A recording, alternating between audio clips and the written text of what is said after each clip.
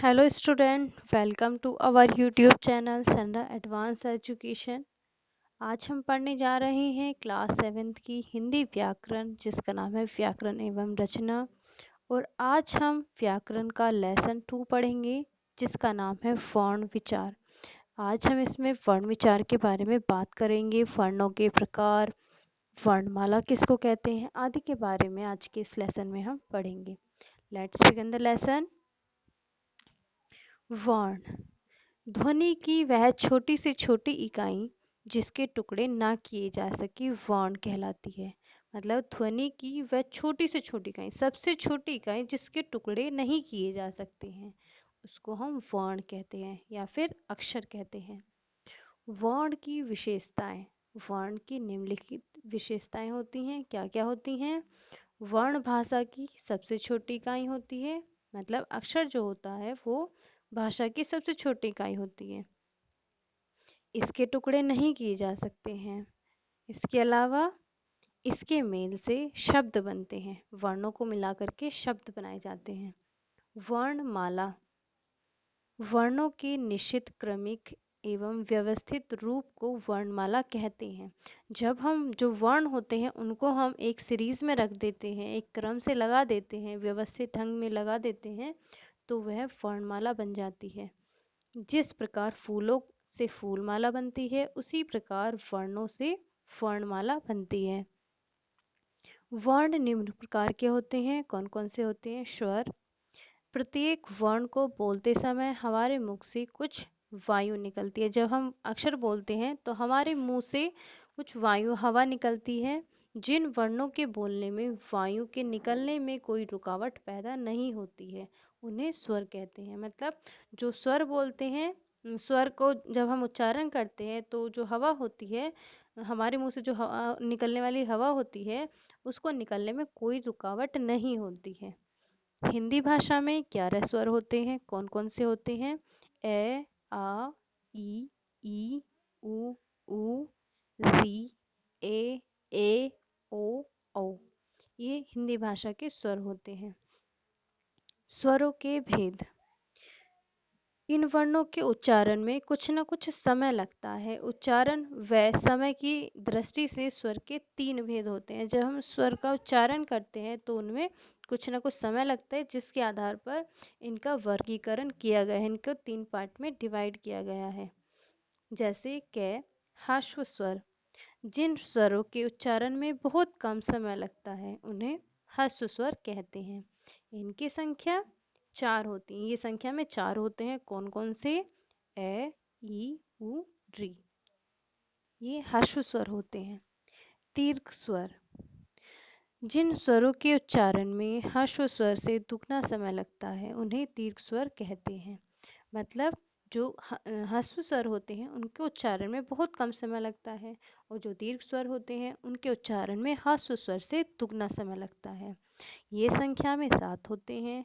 आ, ई, उ, ए, ओ, औ। ये दीर्घ स्वर हैं। प्लुत स्वर।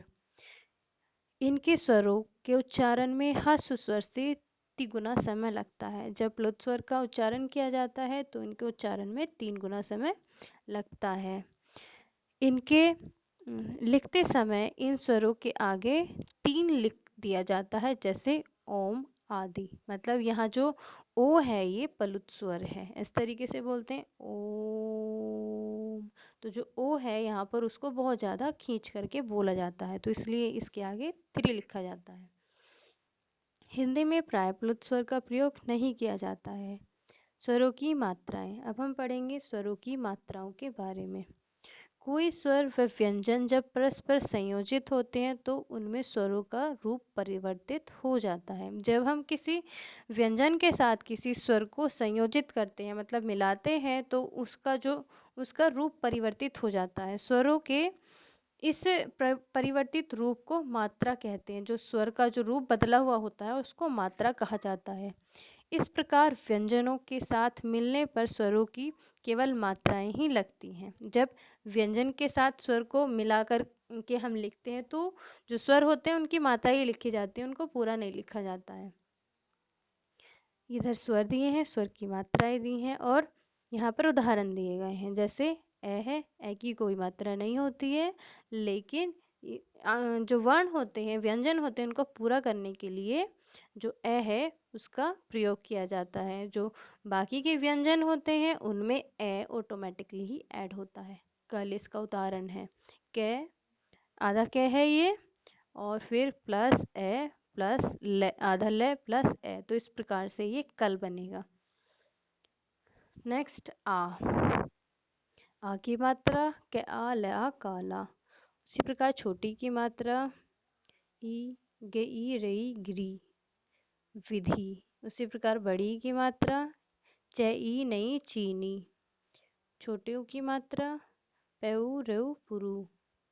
और ये है बड़ी की मात्रा ध उले धूल धूप। री की मात्रा परिथक पृथक। और उसी प्रकार ए की मात्रा होती है। ए की मात्रा को किस प्रकार बोलते हैं? ये ए की मात्रा है मेले मेले, इस प्रकार इसको लगाया जाता है। बड़े की मात्रा रे एन रैन। और ओ की मात्रा चे और है चोर। औ की मात्रा कै ओ न कौन। व्यंजन। व्यंजन जिन वर्णों के उच्चारण में मुख से निकलने वाली वायु के मार्ग में किसी प्रकार की रुकावट होती है। मतलब जो स्वर होते हैं उनसे जब हम मुंह से उनको बोलते हैं, उच्चारित करते हैं, तो मुंह से निकलने वाली जो वायु होती है उसमें कोई रुकावट नहीं होती है। लेकिन जब हम जो व्यंजन होते हैं उनका उच्चारण करते हैं तो हमारे मुंह से निकलने वाली जो हवा होती है उसमें किसी न किसी प्रकार की रुकावट आती है, इसलिए उन्हें व्यंजन कहते हैं। इन्हें स्वर की सहायता से बोला जाता है। दूसरी विशेषता ये है कि जो व्यंजन होते हैं उनको स्वर की सहायता से ही बोला जाता है। चूंकि व्यंजन स्वर की सहायता के बिना नहीं बोले जा सकते, अतः हिंदी व्यंजन ए मिलाकर लिखे जाते हैं। जो हिंदी के व्यंजन होते हैं सारे, उनमें ए मिलाकर के लिखा जाता है उनको। ए मिले वर्णों के नीचे मिले वर्णों के नीचे हलंत नहीं लगाया जाता। जिनमें ऐड कर दिया जाता है उनमें हलंत नहीं लगाया जाता है।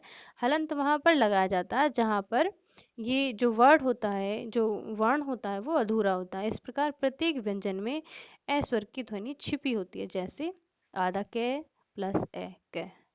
ठीक उसी प्रकार बाकी दिए हैं। व्यंजन के प्रकार। व्यंजनों को दो आधार पर बांटा जा सकता है, उच्चारण के आधार पर।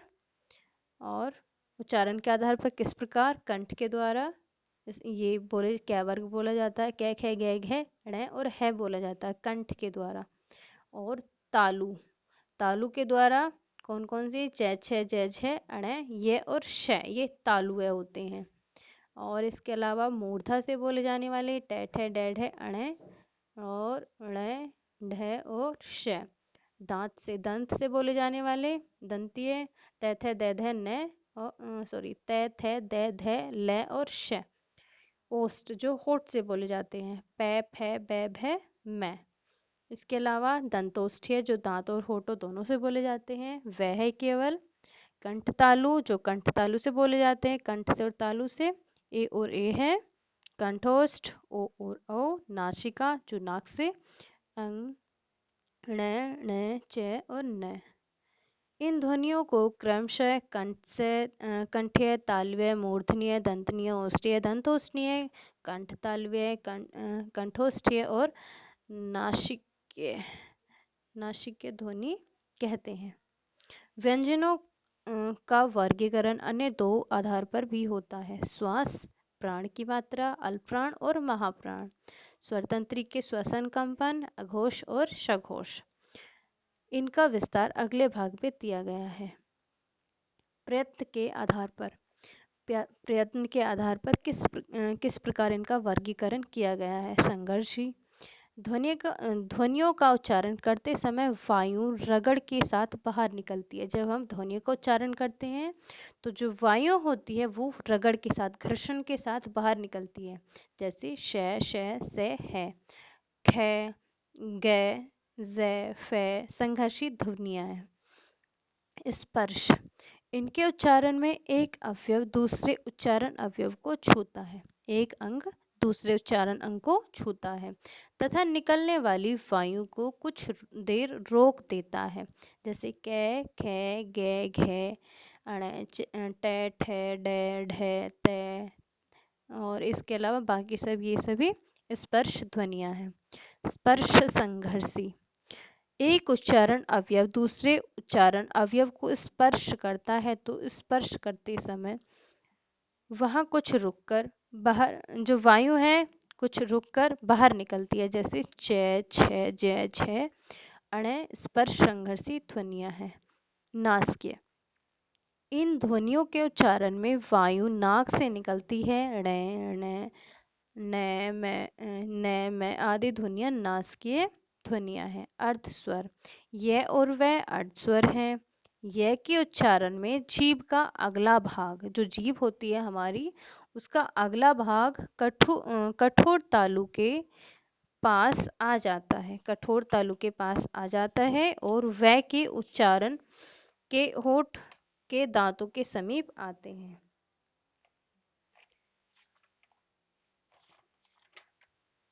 उसी प्रकार आगे हम चलते हैं। पार्श्विक, पार्श्विक, पार्श्विक,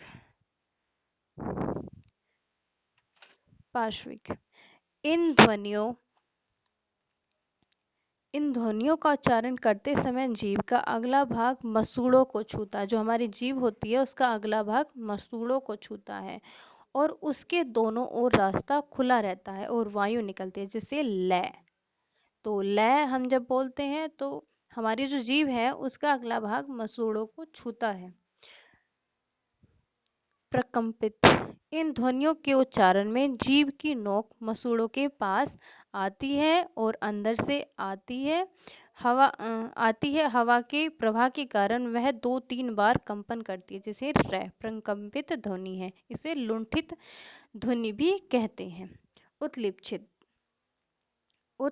उत्क्षिप्त, इन ध्वनियों के उच्चारण में जीभ की नोक उलटकर आगे की ओर होती हुई नीचे की ओर फेंकी जाती है, मतलब जीभ जो होती है वो पूरी तरीके से घूम जाती है। इन ध्वनियों के उच्चारण में जीभ की नोक उलटकर आगे की ओर होती हुई नीचे की ओर फेंकी जाती है, जैसे ड़ है और ढ है और उच्छिप्त ध्वनियां। इनको जब बोलेंगे तो आप खुद महसूस करेंगे कि जो आपकी जो जीभ है वो किस प्रकार से उलट रही है। व्यंजनों का प्रयोग, नासिकीय व्यंजन का प्रयोग किस प्रकार करते हैं। ढ, ढ, न में नासिकीय व्यंजन है। ण और ण का प्रयोग स्वतंत्र रूप से नहीं होता है, ये अपने ही वर्ग के व्यंजन के पहले जुड़ते हैं, जैसे गंगा, चंचल। संस्कृत में इन 5 नासिकीय व्यंजनों का प्रयोग अपने वर्ग के ही वर्ण के साथ होता है, मतलब जो इनका वर्ग होता है, जैसे पै वर्ग है, ये कै वर्ग है, तो उनके साथ ही इनका प्रयोग होता है, अन्य वर्ग के वर्णों के साथ नहीं होता है। जैसे कै वर्ग के साथ इसका प्रयोग होगा, जो कै वर्ग वाली जो अणे खाली होती है उसका प्रयोग कै वर्ग के साथ ही होगा, बाकी किसी के साथ नहीं होगा। चै वर्ग वाली जो अणे खाली होती है उसके व्यंजन जो होते हैं, उसके जो वर्ण होते हैं, उसका प्रयोग केवल उनके साथ ही होगा। उसी प्रकार बाकी का भी इस प्रकार ही होता है। यदि एक ही शब्द में 2 वर्णों के साथ नासिकीय वर्ण लगे हों तो उनका संयोग अपने ही वर्ण के पंचमाक्षर नासिके से होता है, जैसे संबंध। यहाँ पै वर्ग व बै के पूर्व में तथा तय वर्गीय के साथ पूर्व न नासिके प्रयोग हुआ है। इसमें देखेंगे आप, ये बै से पहले दिया है तो यहाँ पर मैं का प्रयोग किया गया है, लेकिन ध से पहले न का प्रयोग किया गया है। तो कहने का मतलब ये कि इन्हीं के वर्ग के साथ इनका यूज किया गया है। वर्तनी की दृष्टि से इन पंचमाक्षरों के स्थान पर प्राय अनुस्वर का प्रयोग होता है, मतलब ये जो वर्ण होते हैं इस प्रकार के, उनके स्थान पर जो मतलब ये जो है पंचमाक्षर, ये जो नासिकीय व्यंजन है इनको पंचमाक्षर बोला गया है यहाँ पर, तो इनके स्थान पर अनुस्वर का प्रयोग होता है, जैसे गंगा, चंचल, दंड, पंथ, चंपक। अण का प्रयोग केवल संस्कृत में होता है। कुछ लोग ण का प्रयोग शुद्ध उच्चारण करते हैं, अशुद्ध उच्चारण करते हैं। जो अणय का है उसका अशुद्ध उच्चारण करते हैं, अशुद्ध रूप से उसको मतलब गलत बोलते हैं, तथा न और ण के उच्चारण में अंतर नहीं करते हैं, किंतु न और ण के प्रयोग में अंतर होता है। अंतर को अच्छी तरह से समझना चाहिए। किस प्रकार, जैसे बाण लिखा है बैआन है बाण, तो बाण तो होता है, आदत यहाँ पर दिया है बाण, बैआन है बाण, तो बाण जो होता है वो तीर होता है। उसी प्रकार चरण दिया है, चरण, मिश्रण, साधारण आदि शब्दों को लोग गलती से चरण, मिश्रण, साधारण आदि बोल देते हैं, जबकि ये इसकी सही प्रोनाउंसिएशन या फिर उच्चारण नहीं है। ड़ और ढ का प्रयोग, ड़ और ढ वर्ग के आदि में नहीं आते हैं, मतलब ये शुरू में नहीं आते हैं, बीच में आते हैं। आदि होता है शुरुआत, वर्ण जो होते हैं वो किसी भी शब्द के आदि में स्टार्टिंग में नहीं आते हैं, लेकिन मध्य और अंत में इनका प्रयोग होता है। जैसे पढ़ना, पढ़ना है, पढ़ना, पीड़ा, पीढ़ा, और इसके अलावा बड़ा, बढ़ा, इस प्रकार इनका यूज किया जाता है। ढक्कन है, यहाँ पर दिया है ड और ढ, इनका अंतर किस प्रकार अंतर हो, जैसे डाकू है ये, तो ये बेधड़क, निडर, सड़क, ढक्कन, चढ़ाई, ढोल, पढ़ाई, तो ये इनमें भी अंतर होता है। क, ख, ग, ज़, फ का प्रयोग उर्दू से आए कुछ शब्दों के शुद्ध उच्चारण के लिए हिंदी में क, ख, ग, घ, क, ख, ग, ज़, फ नीचे बिंदु का प्रयोग करते हैं। जैसे कमल, खराब, गरीब, जोर, फोरन, बर्फ, जरूरत, फालतू। अंग्रेजी से आए कुछ शब्दों को शुद्ध उच्चारण के लिए ज तथा फ का प्रयोग होता है, जैसे जीरो या फिर फेल। ये था लेसन 2 क्लास 7th का। इसकी एक्सरसाइज हम करेंगे। सही विकल्प पर सही का चिन्ह लगाइए। ध्वनि की वह छोटी से छोटी इकाई जिसके टुकड़े ना किए जा सके। तो ध्वनि की ऐसी छोटी से छोटी इकाई जिसके टुकड़े नहीं किए जा सकते, उसको क्या कहते हैं? शब्द कहते हैं, वाक्य, वर्ण या फिर ये सभी, तो उसको वर्ण कहा जाता है। जिन वर्णों के बोलने में वायु के निकलने में कोई रुकावट पैदा नहीं होती है वे स्वर कहलाते हैं। क, ख, ग, घ, अण, है, तो ये व्यंजन है। सही कथन पर सही तथा गलत कथन पर गलत का चिन्ह लगाइए। अब ये हमें राइट रॉन्ग करने हैं। किस प्रकार करने हैं? स्वरों की कुल संख्या 13 होती है, तो ये गलत है। स्वरों की संख्या 11 होती है, 13 नहीं होती है, तो ये रॉन्ग है, फर्स्ट वन। इसके अलावा ए, ई, उ, री दीर्घ स्वर है, तो ये भी गलत है, ये ह्रस्व स्वर है ना कि दीर्घ स्वर। इसके अलावा विसर्ग का उच्चारण है के समान होता है, बिल्कुल सही है। विसर्ग का जो उच्चारण होता है वो है के समान होता है, जैसे प्रातः है, इस प्रकार। च वर्ग तथा ई कंठ्य वर्ण है, तो ये कंठ्य वर्ण नहीं है, इनको कंठ्य वर्ण नहीं कहा जाता है, तो ये भी गलत है। इसके अलावा जिस वर्ण के नीचे तिरछी रेखा खींची होती है उसे हलंत कहते हैं, तो ये भी सही है। जो हलंत होती है वो इस प्रकार लगाया जाता है वर्ण के नीचे, तो उसको हलंत बोला जाता है। सुमेल कीजिए। अब हमें मैचिंग करनी है। किस प्रकार करनी है? वर्ग दिए हैं, उनके अक्षरों से उनको मैच करना है। जैसे दांत से, दंत से कौन से वाले वर्ण बोले जाते हैं? तो जो दंत के होते हैं वो तैथ है, दैध है और लैशय होते हैं, जो हमारे दंतीय होते हैं, तो इसको हम इससे मैच करेंगे। और इसके अलावा जो हमारे मूर्धा होते हैं वो होते हैं टैठ है, डेढ़ है, अण और बाकी सब ये। इसके अलावा कंठ तालु जो होते हैं वो हमारे होते हैं ए और ए, तो इसका जो होगा वो सही सेकंड होगा।